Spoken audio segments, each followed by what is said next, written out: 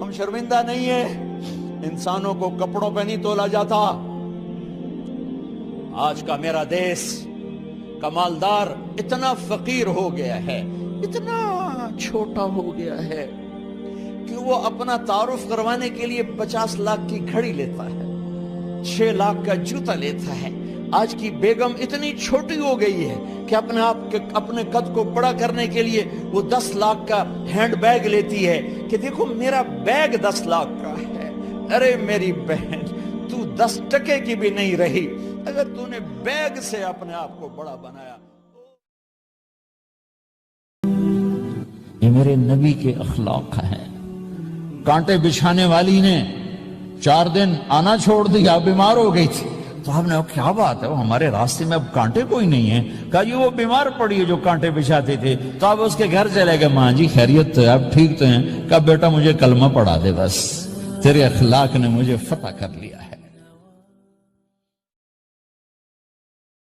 ایک بچی دلہن بن رہی تھی، میک اپ ہوا تو سہیلیاں کہنے لگی بہت پیاری لگ رہی ہے، تو وہ رونے لگی۔ اس نے کہا تمہیں اچھا لگنے سے میرا کام نہیں بنے گا، جہاں میری ڈولی جا رہی ہے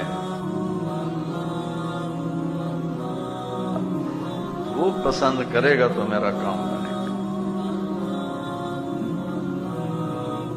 لوگوں میں تو اللہ مشہور ہو گئے۔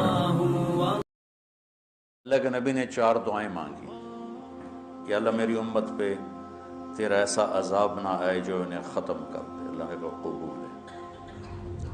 یا اللہ ان پر کوئی زمینی ایسا عذاب نہ آئے جو انہیں ختم کر دے۔ اللہ نے فرمایا قبول ہے۔ یا اللہ ان پر کوئی دشمن ایسا نہ آئے جو انہیں مٹا دے۔ اللہ نے فرمایا قبول ہے۔